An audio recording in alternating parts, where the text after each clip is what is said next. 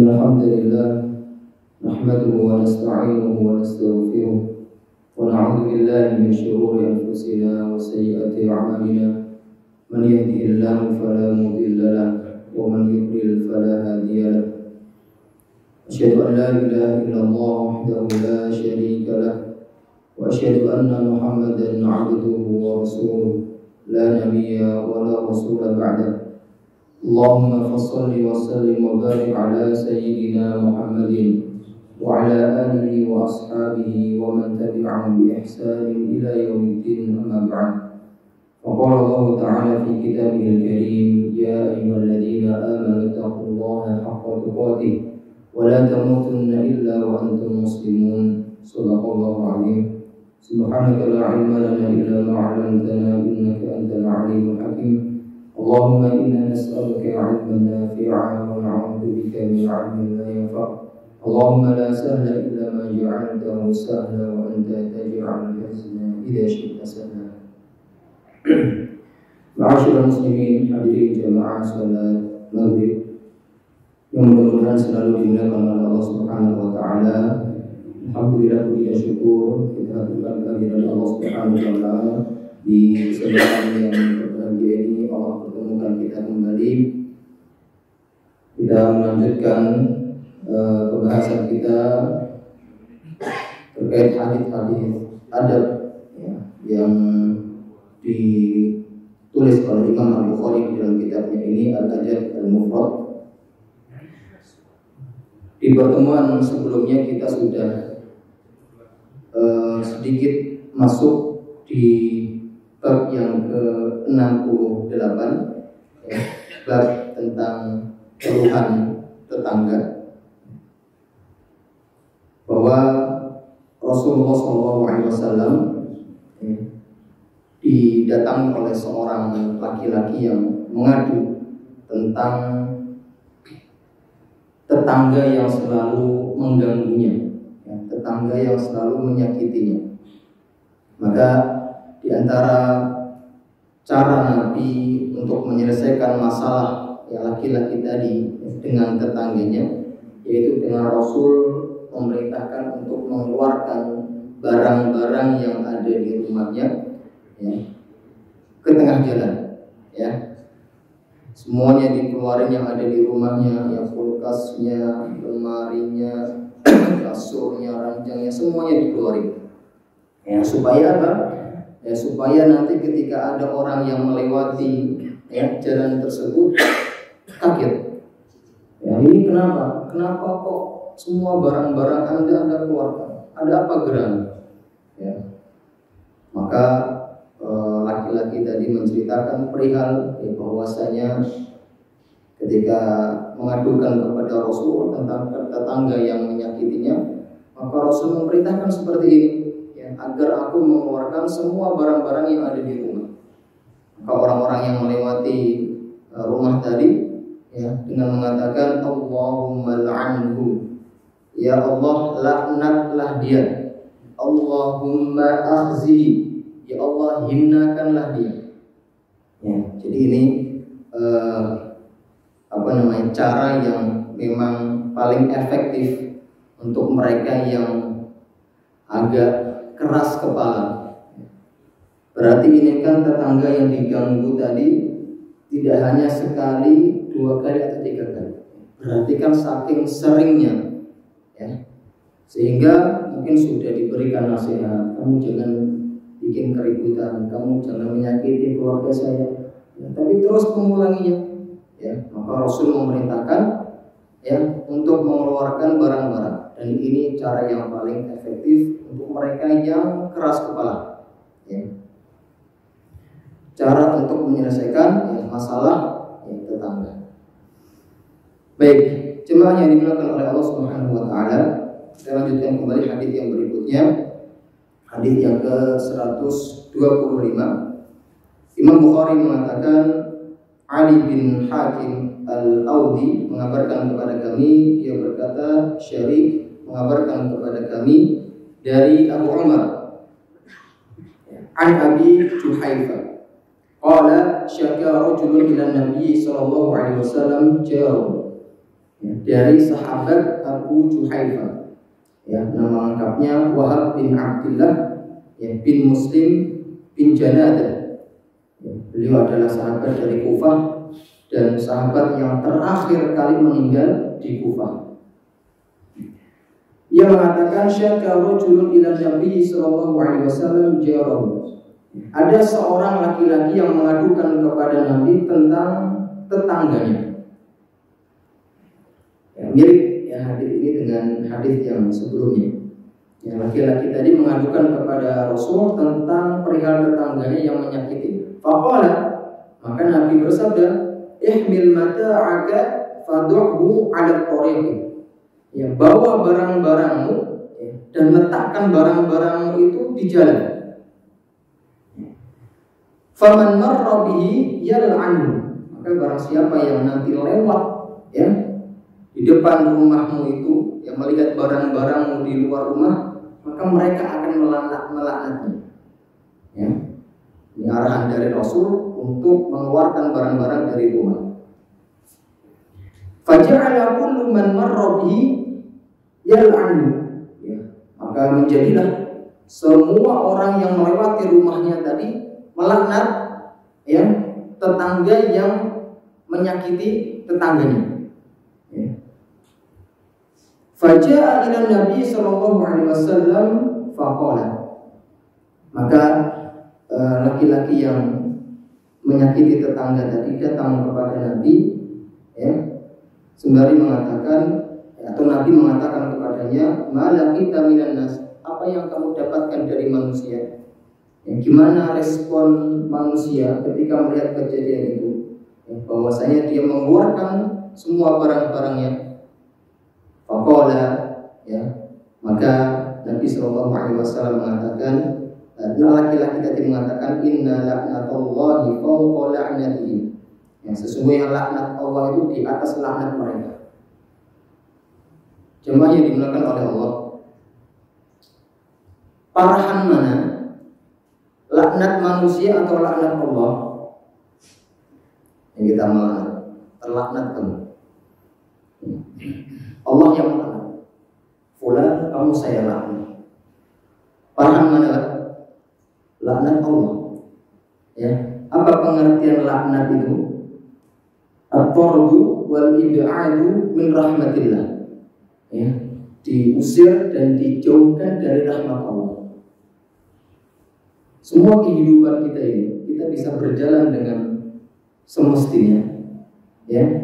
Ini semuanya dari rahmat Allah. Kita dari rumah tadi bisa berjalan ke masjid, ini dari rahmat Allah. Kita bisa bekerja, ya, rutinitas harian kita ke kantor, ya, ke tempat dagang kita, semuanya ini dari rahmat Allah. Sehingga kita kalau hidup di dunia ini tanpa rahmat Allah, ya ada gunanya. Semuanya karena rahmat Allah. Bahkan kita masuk ke dalam surga pun karena rahmat Allah, ya, karena kasih sayangnya Allah Subhanahu wa Ta'ala kepada diri kita. Maka laknat Allah di atas laknat mereka, para manusia. Tsumma qala lilladzi syaka, ya, kemudian Rasulullah sallallahu alaihi wasallam, ya, berkata kepada orang yang, ya, laki-laki yang melaknat atau berbuat jahat tadi kepada tetangganya, ya, dia mengatakan kufita, ya, sudah cukup, ya, sudah cukup. Artinya apa? Sudah cukup. Ini urusanmu sudah selesai, ya. Kembali ke rumah lagi, ya. Aku berjanji, ya, gak akan melakukan perbuatan yang menyakiti hatimu lagi. Hadis yang berikutnya, ya, ada 3 hadis, ya, di dalam bab ini. Hadis yang ke-126, Imam Bukhari mengatakan, Makhlad bin Malik mengabarkan kepada kami, dia berkata, Abu Zuhair Abdurrahman bin Maghrah mengabarkan kepada kami, dia berkata Al-Fadl, ya, yaitu Ibnu Mubashir, ya, Al-Fadl, ya, nama aslinya Ibnu Mubashir, mengabarkan kepada kami, dia berkata, sami'tu Jabiran yaqul, ja'a rajulun ila Nabi sallallahu alaihi wasallam yasta'dihi ala jarihi. Ya, kata Ibnu Mubashir tadi, ya, bahwasanya aku mendengar Jabir. Ya, berarti ini azar, ya. Ini merupakan perkataan sahabat, yaitu Jabir bin Abdullah. Aku mendengar bahwa Jabir bin Abdullah mengatakan, ja'a rajulun ila Nabi sallallahu alaihi wasallam. Ada seseorang laki-laki yang datang ketemu Nabi, menjumpai Nabi sallallahu alaihi wasallam, yasta'dihi ala jarihi, yang mengeluhkan tentang tetangganya, yang mengadukan tentang tetangganya yang selalu menyakitinya. Fa baina huwa qa'idun baina rukni wal maqami. Ya. Dan ketika itu laki-laki tadi, ya, itu sedang berdiri di antara rukun Yamani dan maqam Ibrahim. Ya, berarti ini kejadiannya di depan Ka'bah, ya. Iqbala Nabi sallallahu alaihi wasallam wa ra'ahu ar-rajulu wa huwa muqawimun rajulan alaihi thiyabu bayadin 'inda al-maqam. Maka Nabi sallallahu alaihi wasallam menjumpainya, ia menjumpai laki-laki tadi, dan laki-laki tadi mengatakan, ya, bahwasanya dia melihat seseorang yang sedang bersama Rasul, ada seorang laki-laki yang menggunakan baju putih, ya, yang menggunakan baju putih. Haitsu yusalluna 'alal janaiz, di mana orang-orang itu sedang melakukan sholat jenazah. Fa'aqbala Nabi sallallahu alaihi wasallam, ya, maka Nabi menjumpainya. Faqala, ya, maka laki-laki yang mengadukan kepada Nabi tadi, yang mengatakan, bi abi anta wa ummi ya Rasulullah, ya, ayah dan ibuku sebagai tebusan wahai Rasul. Manir rajulul ladzi ra'aitu ma'aka muqawimaka alaihi thiyabun baydun. Siapa laki-laki yang aku melihat dia bersamamu tadi yang menggunakan baju putih? Ya, dia penasaran, ya, karena laki-laki tadi wajahnya tidak familiar, tidak pernah melihat wajah tersebut di daerah tersebut. Ya. Qala aqad ra'aitah, maka Nabi menjawab, apakah kamu melihatnya? Qala na'am. Maka laki-laki tadi menjawab, ya, aku melihat laki-laki tadi yang sedang berbicara denganmu. Qala ra'aita khairan katsira. Maka Nabi mengatakan, kamu telah melihat sesuatu atau kebaikan yang sangat banyak. Apa maksud kebaikan yang sangat banyak? Dzaka Jibrilu Rasul Rabbi. Ya, laki-laki tadi adalah Jibril alaihissalam. Ya, dia adalah utusan Tuhanku. Ya, jadi laki-laki yang dilihat oleh seseorang yang mengadu kepada Nabi tadi, ya, yang menggunakan pakaian putih dan ngobrol sama Nabi, itu adalah Jibril alaihissalam. Apa kata Nabi berikutnya? Mazala yusini bil jari, ya, bahwa malaikat Jibril itu terus berwasiat kepadaku tentang tetangga, ya, tentang tetangga. Artinya selalu berbuat baiklah kepada tetangga, ya, jaga tetanggamu, jangan sampai dia tersakiti, ya, jaga sikapmu. Hatta dhanantu annahu ja'ilun lahu miratan, sampai aku itu mengira bahwasanya tetangga tersebut itu apa? Dijadikan sebagai ahli waris. Ya, saking seringnya malaikat Jibril, ya, berwasiat kepada Nabi tentang tetangga. Ya, hadis ini sudah pernah kita bahas, ya, di hadis 104 kalau tidak salah, ya, 104, ya, dari sahabat Ibnu Umar. Nabi bersabda, mazala Jibril yusini bil jari hatta dhanantu annahu sayuwarrithu. ya sama pembahasannya, bahwasanya kedudukan tetangga ya di sisi kita yaitu sangat agung sekali, sehingga kita harus selalu memuliakan mereka dan menjaga keabrakan kita kepada mereka. Jemaah yang dimuliakan oleh Allah Subhanahu wa taala, kita ambil sedikit faedah dari hadis ini bahwa Nabi Shallallahu alaihi wasallam ya di dalam hadis tadi terlihat sangat sabar ya mendengar keluhan ya dari seseorang ya. Beliau sabar mendengar keluhan seseorang tadi bahwasanya tetangga saya seperti ini dan seperti itu. Ya, lalu beliau Shallallahu alaihi wasallam mengaitkan ya, hal tersebut dengan perintah Allah yang dibawa oleh Jibril ya, bahwasanya tetangga itu memiliki hak yang sangat besar ya, sampai-sampai Rasul itu mengira tetangga itu akan dijadikan sebagai salah satu ahli waris ya, ketika kita meninggal dunia. Ini juga menunjukkan bahwasanya pentingnya ya berakhlak sosial ya, karena kita di dunia ini tidak cukup ya kita menjalin hubungan kita kepada Allah ya dengan ibadah ya, ritual-ritual ya, akan tetapi juga baik terhadap tetangga-tetangga kita. Baik. Kemudian jemaah yang dimuliakan oleh Allah Subhanahu wa taala, bab yang berikutnya bab yang ke-69.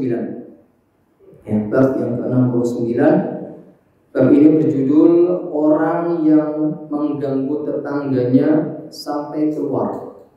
Ya, hatta yakhruj, sampai keluar. Ya, sampai keluar di sini ada dua makna. Keluar karena pindah tempat. Ya, dari Bumi Mutiara pindah ke Villa Nusa Indah. Ya, karena sering diganggu, yang enggak betah, ya, pindah ke Villa Nusa Indah misalnya. Atau karena saking seringnya diganggu sudah enggak betah, sudah capek, kesel, ya, dia mencari ketenangan. Yuk kita nginap di villa yuk beberapa hari ke depan. Ya, tetangga kita reset, ya, sudah dinasihati berkali-kali, ya, tapi enggak mau. Ya, kita cari ketenangan, ya, nginap di villa bisa. Ya, dua makna, ya, bisa pindah rumah, pindah tempat, atau keluar mencari ketenangan. Imam Bukhari di dalam bab ini beliau menulis satu hadis, ya, mencantumkan satu hadis, hadis yang ke-127. Imam Bukhari mengatakan Aisyah bin Khalid mengabarkan kepada kami, dia berkata Arqah bin Al-Mundhir mengabarkan kepada kami, dia berkata ya, aku ya, yakni Amir Al-Himashi mendengar dia berkata kana Thawban yaqulu ma min rajulaini yatasarmani fawqa thalathati ayyam. Kana Thawban, ini juga athar ya. Jadi kalau hadis itu kan perkataan Nabi ya. Tapi kalau perkataan sahabat itu disebut sebagai athar ya. Thawban ini seorang sahabat yang luar biasa ya. Dia merupakan maula Rasul. Beliau adalah pembantu Rasul, sehingga beliau selalu mendampingi dakwah Rasul, selalu ikut Rasul, selalu menyediakan kebutuhan-kebutuhan Rasul. Ada kisah menarik tentang sahabat Thawban ini, ya, terkait dengan turunnya ayat, ya, di dalam surat An-Nisa, ya, ayat yang ke-69. Jadi Thawban ini merasa nanti kalau saya masuk surga ya Rasul, ya, saya nggak bisa melihatmu, saya nggak bisa ketemu kamu. Ya, kenapa? Ya, karena kedudukan Nabi itu kan sangat tinggi. Ya, kedudukan Nabi itu berbeda dengan kedudukan manusia biasa. Ya, padahal aku di dunia ini selalu bersama denganmu. Ya, maka turunlah ayat 69 di dalam surat An-Nisa. Wa may yuti'illaha war rasul fa ulaika ma'al ladzina an'ama Allah. Barang siapa yang taat kepada Allah, taat kepada Rasul, ya, maka mereka orang-orang yang diberikan nikmat oleh Allah, ya apa? Minan nabiyyin wasiddiqin wasyuhada wassolihin. Ya, mereka kelak di surga akan bersama dengan para nabi, ya, para nabi wasiddiqin, orang-orang yang jujur, orang-orang yang mati syahid, ya, dan seterusnya. Jadi Thauban ini merasa enggak pesimis, ya, merasa enggak yakin, gimana nanti di akhirat kedudukanku, apakah aku selalu bersamamu wahai Rasul. Ya, maka turunlah ayat tadi. Thauban mengatakan, ma min rajulaini yatasarumani, tidaklah, ya, dua orang yatasaruman itu saling mendiamkan diri, saling berdiam, ya, enggak ngobrol, ya, enggak sapa, ya, ketemu menjauh, ya, enggak mengucapkan salam, ya, cekcok, ya, karena cekcok atau perselisihan. Tidaklah dua orang yang saling mendiam diri, ya, fawqa thalathati ayyam, di atas 3 hari. 3 hari 3 malam. Ya, berarti hari keempatnya. Fayahlaku ahaduhuma, ya, maka akan binasa salah satu di antara keduanya. Ya, jemaahnya dimuliakan oleh Allah.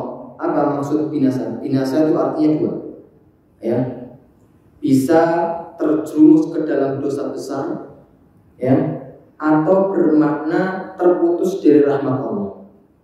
Maka kalau 2 orang berantem lebih dari 3 hari, ya, gak akur, gak berdamai, ya, maka dia bisa terjerumus ke dalam dosa besar, ya, atau dia terputus dari rahmat Allah.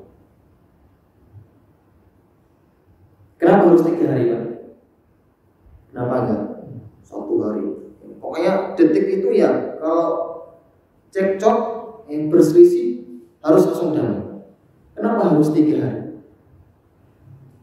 Biasanya, ya, Allah tuh nganggap kita luar biasa, manusiawi, ya, nganggap kita sebagai manusia.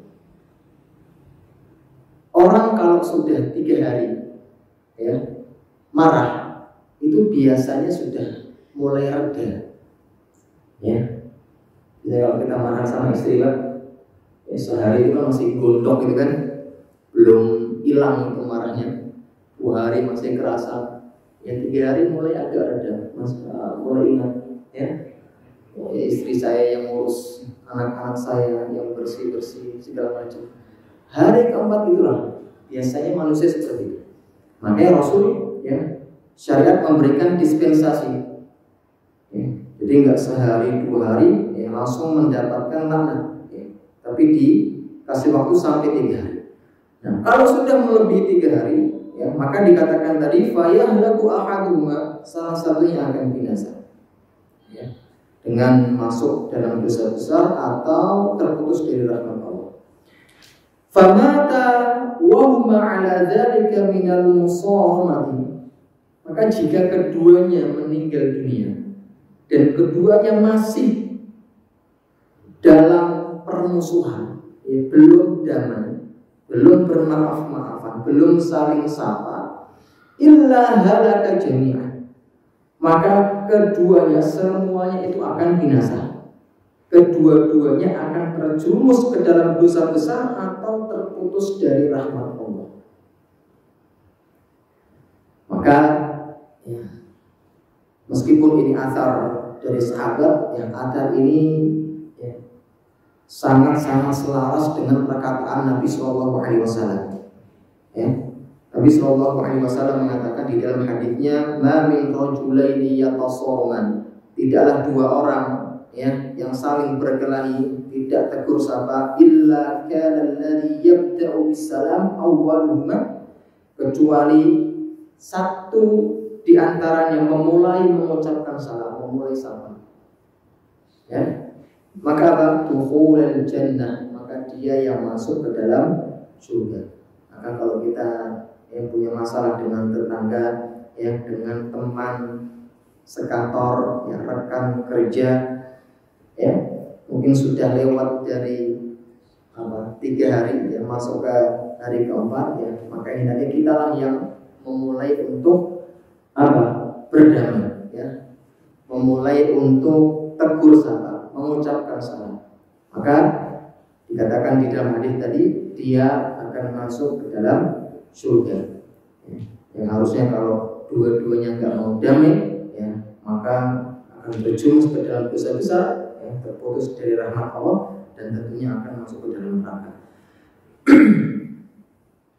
Wa ma min jarin yadlimu jarahu wa yaqhiruhu, dan tidaklah seorang tetangga yang berlaku zalim kepada tetangganya, ya entah zalim secara perkataan, mencaci, ya ghibah, entah secara perbuatan, ya nyetel musik keras-keras, nyetel murotal di tengah malam keras-keras, ini juga termasuk zalim kepada tetangganya.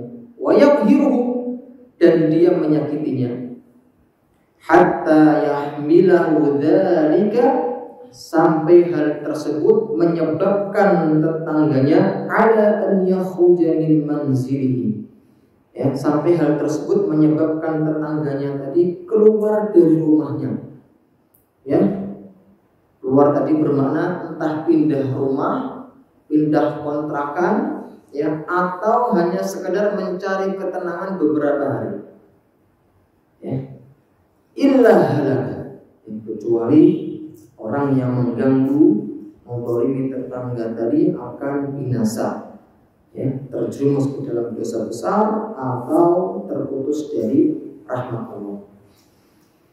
Baik jemaah yang dimuliakan oleh Allah, kita baca kandungan hadisnya. Yang pertama, anjuran agar menghilangkan sikap saling menjauhi dan menjauhkan diri dari permusuhan dan pemutusan hubungan. Mungkin enggak orang yang saling menjauhi, ya saling bermusuhan, saling memutuskan hubungan itu tanpa diawali sebab? Kan enggak mungkin. Pasti ada sebabnya, ya. Maka sebab-sebab yang menjerumus ke arah sana ini harus kita hindari semaksimal mungkin. Ya, gak boleh kita memulai, ya sebab-sebab yang menjerumus pada saling menjauhi, ya saling memusuhi, saling memutus hubungan. Ini kalau kita praktekkan, Pak, ya, maka hidup kita itu akan akur terus. Ini meskipun hadis ini kita sudah faham, ya sudah hafal maknanya, ya, kira-kira mudah nggak dipraktekkan?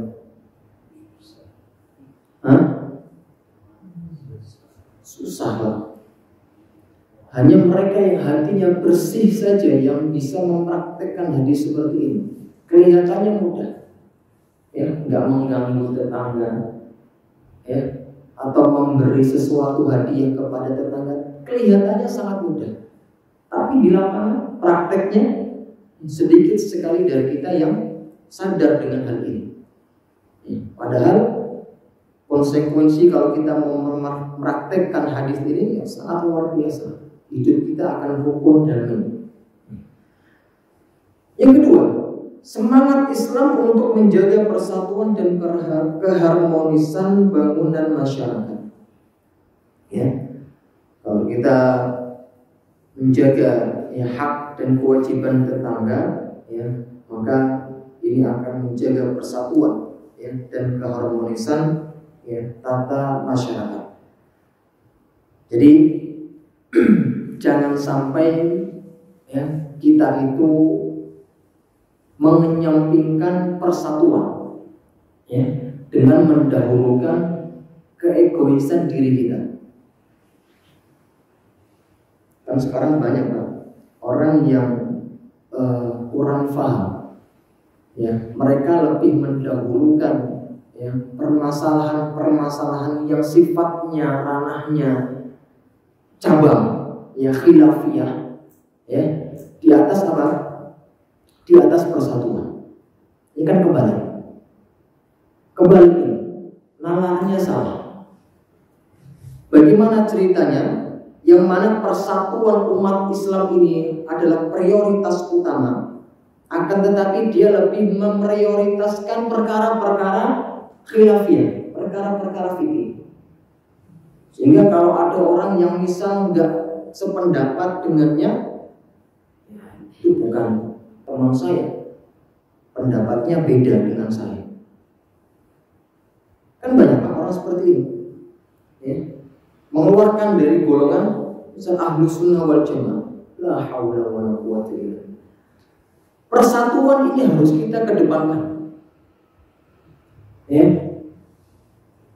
Sahabat Nabi Shallallahu Alaihi Wasallam, ya, meskipun mereka sama-sama hidup bareng ya, sama Rasul, mereka juga menjumpai, mengerti ya bagaimana wahyu itu turun. Mereka masih berdebat, ya, mereka masih berselisih. Tapi pertanyaannya, apakah mereka mengeluarkan satu sama lain dari golongan mereka? Kan? Apalagi kita yang hidupnya jauh dari zaman itu. Ya, maka kesimpulan jemaah yang dimuliakan oleh Allah, persatuan ini harus kita lebih prioritaskan ya di atas apa? Di atas perkara-perkara khilaf, ya, yang itu menyebabkan apa?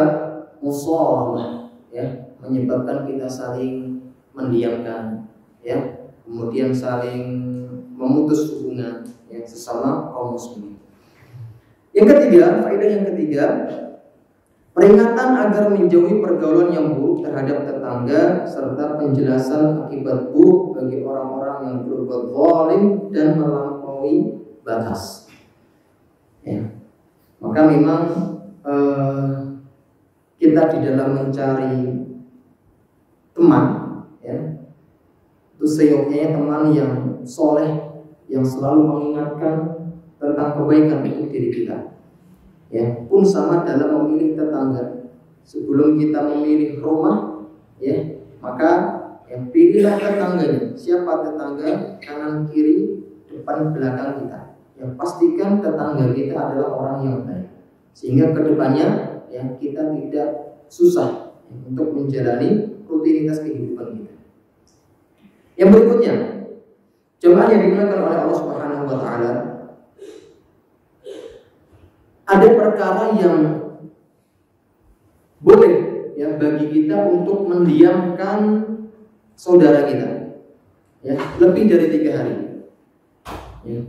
Hukum asalnya mendiamkan saudara lebih dari 3 hari itu haram, tidak boleh. Tapi ada perkara yang diperbolehkan. Kapan itu? Untuk amar ma'ruf nahi munkar. Ingat kisah 3 sahabat yang tidak ikut perang, ya, perang Tabuk. Yang mereka tidak ikut perang itu nggak ada alasan, nggak ada uzur syar'i. Mereka tidak ikut perang.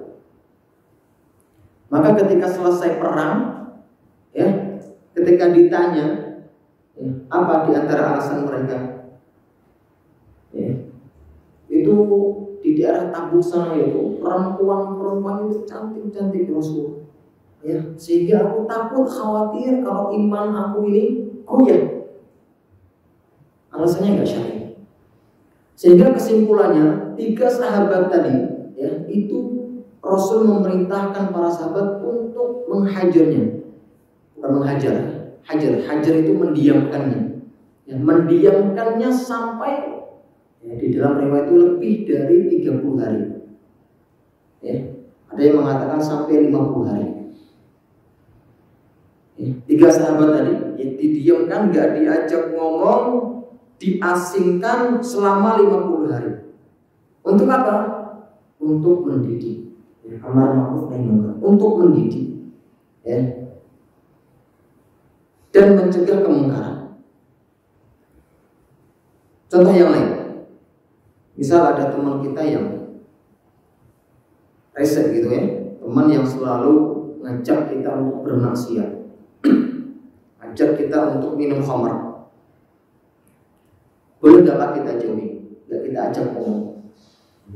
Boleh, kita jauhi teman seperti ini, ya, agar kita tidak terpengaruh dan dia juga agar sadar, ya, kalau perbuatan mengajak atau meminum khamar itu adalah perbuatan yang tidak dibenarkan syariat. Atau misal kita sebagai guru, ya, terhadap santri-santri kita diamkan santri itu karena dia membuat masalah, misal nggak kita ajak ngomong, ya, di kelas juga dia nanya, ya, nggak kita gubris gitu kan, ya, absen namanya juga kita lewatin gitu kan. Biar apa? Biar kapok, ya, biar kapok. Ini sebagai bentuk pendidikan, ya, agar dia itu jerah, agar dia itu trauma. Ya, hukum asalnya nggak boleh seperti ini, ya, tapi karena untuk mendidik, ya, maka ini semua diperbolehkan. Maka dilihat dari sisi apa? Semua, ya, maslahat dan mafsadahnya. Lebih besar mana? Tapi kalau misalkan tadi di dalam mendidik santri tadi dengan mendiamkan, ya, tidak mengajak bicara, kok mafsadahnya lebih besar, wah, ini bisa malah kabur nanti dari pesantren misal, ya, maka nggak boleh. Harus dilihat besar kecil dari maslahat dan mafsadahnya. Atau sama seperti teman kita yang ngajak minum khamar tadi, kalau kita diamkan kok ini semakin menjadi-jadi teman ini, ya, maka kita nggak boleh mendiamkannya. Kita ajak ngobrol dia, ya, karena mafsadahnya akan jauh lebih besar. Bab yang terakhir, ini insya Allah bab terakhir dari tentang tetangga, ya. Bab yang ke-70, ya, yang berjudul bertetangga dengan orang Yahudi. Ya. Ada nggak dari kita yang tetangganya itu orang Yahudi? Nggak ada. Berarti maksudnya apa? Ya, non Muslim, ya, orang kafir. Ada kan? Banyak dari kita yang bertetangga, ya, dengan orang non Muslim. Imam Bukhari mengatakan, Abu Nu'aim mengabarkan kepada kami, dia berkata, Bashir bin Sulaiman mengabarkan kepada kami, an Mujahid qala, ya, dari sahabat Mujahid berkata, kuntu 'inda Abdullah bin Amr, ya, aku bersama Abdullah bin Amr, wa ghulamuhu yasluhu syatan, dan pembantunya, ya, itu sedang menguliti kambing. Ya, sedang menguliti kambing. Ya, biasanya kalau kita menguliti kambing itu kan digantung gitu kan, di black, ya, disingkirkan apa kulitnya. Ya, pembantunya sedang menguliti kambing. Faqala, ya, maka Abdullah bin Amr tadi mengatakan, ya gulam, ya, wahai gulam, pembantu maksudnya, idza faraghta, jika kamu selesai menguliti kambing, ya, motong-motong kambing tadi, fabda bijarinal Yahudi, maka mulailah memberi dengan atau kepada tetangga kita yang Yahudi. Ya, diberikan kepada tetangga siapa, Pak? Yahudi. Faqala rajulun minal qaum, maka ada laki-laki yang mengatakan, al-Yahudi, ya, kok Yahudi? Nah, itu bahasanya. Kok yang diberikan pertama Yahudi? Maka laki-laki tadi mengatakan apa? Aslahakallah. Kok Yahudi? Ya, semoga Allah apa? Membenarimu, ya. Artinya membuat apa namanya? Kamu itu baik, ya, memperbaikimu. Padahal, ya, mungkin di sekitarnya tetangga-tetangganya itu, ya, ada yang Muslim, ya. Tapi kenapa kok yang dikasih pertama adalah orang Yahudi? Ya, padahal ada orang-orang Muslim di sekitarnya. Qala, Maka Abdullah bin Amr menjawab dengan mengatakan, inni sami'tu Nabiyya sallallahu alaihi wasallam, sesungguhnya aku mendengar Nabi sallallahu alaihi wasallam yusi bil jari, yang berwasiat tentang tetangga, bahwasanya tetangga itu memiliki hak yang sangat besar atas diri kita. Ya, maka meski tetangga tersebut non muslim Yahudi, ya, maka dia lebih mendapatkan hak yang lebih besar. Misal kita punya tetangga, samping kanan kita, ya, itu adalah orang kafir, sampingnya lagi adalah orang muslim. Siapa yang lebih berhak? Yahudi, kafir atau muslim? Orang kafir. Tetangga yang paling dekat dengan kita itulah yang paling berhak, meskipun dia agamanya non muslim. Hatta khashina, sampai kita itu khawatir, auraina, atau kita melihat annahu sayuwarritu, ya, bahwa saya tetangga itu akan menjadi hak apa? Ahli waris. Ini sama dengan hadis-hadis yang sebelumnya yang kita sampaikan tadi. Jadi sekali lagi, kenapa yang didahulukan adalah tetangga Yahudi, ya, padahal ada muslim, ya, karena rumahnya yang paling dekat dengan rumah Abdullah bin Amr, ya, sehingga dia orang Yahudi tadi memiliki hak yang jauh lebih besar. Apalagi yang paling dekat adalah seorang muslim, ya, itu jauh lebih besar, ya, haknya. Orang muslim terus masih kerabat, ya, jauh lebih besar lagi, double haknya. Jamaah yang dimuliakan oleh Allah Subhanahu wa taala. Ya, ini sudah selesai ini. Ini sebagai penutup, ya. Ini insyaallah kita selesai di hadis-hadis yang berbicara tentang tetangga, ya. Di hadis yang ke-128 yang kita simpulkan bahwasanya kita hidup di dunia ini, ya, bukan hanya hubungan kita dengan Allah yang kita jaga, akan tetapi ada hubungan kita dengan sesama makhluk yang mesti harus kita jaga, ya. Dan dikatakan di dalam hadis-hadis yang sudah kita baca bahwasanya tetangga itu memiliki hak yang sangat besar atas kita, sehingga ketika ada seseorang yang menyakiti tetangga maka hukumannya sangat besar, ya, yaitu neraka. Ya, seorang wanita yang dia ahlu sholat, ya, ahlu qiyam, yang rajin sholat sunnah, rajin puasa, rajin bersedekah, tapi Nabi mengatakan dia min ahlin nar, dia termasuk penghuni neraka karena sebab dia menyakiti tetangga. Ya, di sisi lain ada seorang wanita yang sholatnya biasa-biasa saja, ya, nggak melakukan sholat sunnah, nggak puasa sunnah, bersedekah hanya sedikit saja yang dia miliki, tapi Nabi mengatakan dia min ahlil jannah, dia termasuk penduduk surga karena dia tidak menyakiti tetangganya. Maka jemaah yang dimuliakan oleh Allah, ini menjadi motivasi untuk kita semuanya agar menjaga hubungan kita dengan sesama manusia, terlebih tetangga dan kerabat kita. Mungkin hanya yang dapat saya sampaikan, mudah-mudahan bermanfaat untuk diri saya pribadi dan jemaah sekalian. Kurang lebihnya saya mohon maaf dan kepada Allah mohon ampun. Aku qouli hada, kita tutup dengan hamdalah dan doa kafaratul majlis. Alhamdulillahirabbil alamin. Subhanakallahumma wa bihamdika asyhadu an la ilaha illa anta astaghfiruka wa atubu ilaik. Wassalamualaikum warahmatullahi wabarakatuh.